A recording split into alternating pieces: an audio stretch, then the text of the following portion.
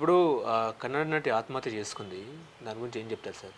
ఈ ఉంది మా అమ్మాయి ఏమో నటించట్లా ఇప్పుడు చాలా రోజులుగా మానేసింది. పెళ్లి చేసుకుంది 1 ఇయర్ బ్యాకు. ఆ రోజు చావటానికి ముందు కూడా ఫ్యామిలీతోటి బాగానే మాట్లాడిందంట. ఇవన్నీ ఆత్మహత్యలు ఇవన్నీ ఏంటంటే వీక్ మైండ్స్ స్పర్ ఆఫ్ మూమెంట్లో తీసుకునే డెసిషన్ అన్న. ఇప్పుడు ఆ హస్బెండ్ కంప్యూటరు అతను హస్బెండ్ సాఫ్ట్వేర్ అతను.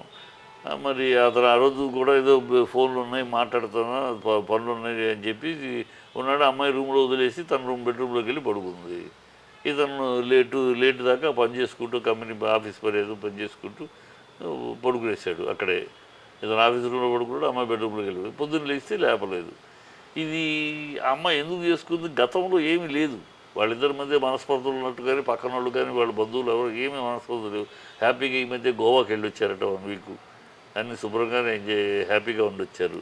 మరి ఏమి తోచిందో ఏమిటో, ఎందుకు చేసుకుంది అనేది వాళ్ళ ఆడవాళ్ళ అమ్మాయి మనసులో ఏమేమి ఉన్నాయో లోపల సీక్రెట్గా మన మైండ్లో తులుస్తున్న విషయాలు ఏమున్నాయో బయటికి రాలేదు. బయటకు వచ్చే అవకాశం కూడా లేదు.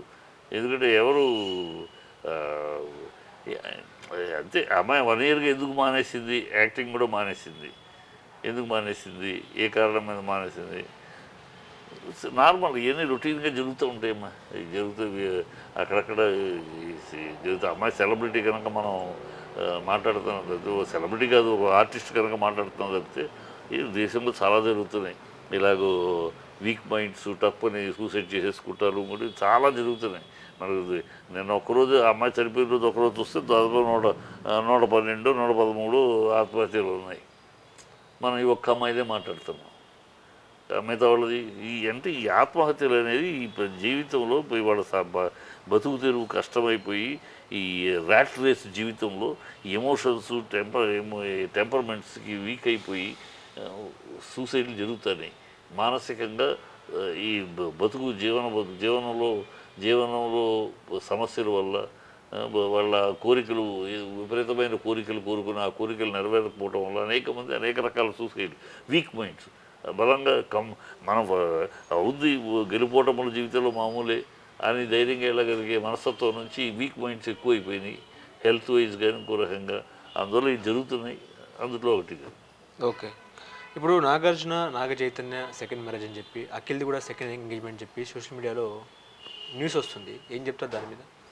నాగార్జున సెకండ్ మ్యారేజ్ అని చెప్పి ఎవడు కడుపుకు అన్నం తినేవాళ్ళు కదా, ఎవడో అడుగు అదే చెప్తా. అందుకని ఈ ట్రోల్స్ చేసి దరిద్రులు ఉన్నారు ఈ సోషల్ మీడియా లాంటి దరిద్రులు రాసేవాళ్ళని. అమ్మ అబ్బా వద్దు వద్దు అంటే అర్ధరాత్రి అమావాస్యకు పుట్టిన అర్భకం నా కొడుకులు ఇల్లు. నాగార్జున రెండో పెళ్ళింటే ఎవరు బుద్ధి ఉందా? ఏదో పిచ్చే ఇల్లు, పిచ్చి మాటలేదు. నా శుభ్రంగా ఉన్నారు వాళ్ళ ఫ్యామిలీ. అమలతోటి పెళ్ళి నాళ్ళ నుంచి శుభ్రంగా సాగుతుంది హ్యాపీగా.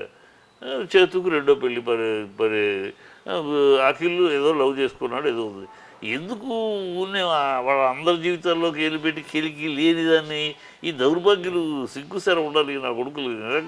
ఆడ పెట్టినాడు ఎవడో కానీ కాబట్టి చెప్పు తీసుకుని కొట్టాలి. చాలా కుడిగా ఎడంకాలు చెప్పు తెగేదా కొట్టాలని, అశుద్ధంతో అభిషేకం చేయాలని, ఉమ్ములు వాన కురిపించాలని. అంత చండాలపు ఏమి ఉంది కదా సోషల్ మీడియా నోటికి వచ్చింది చేయకూడదు. తప్పది. బుద్ధి జ్ఞానం ఉండాలి.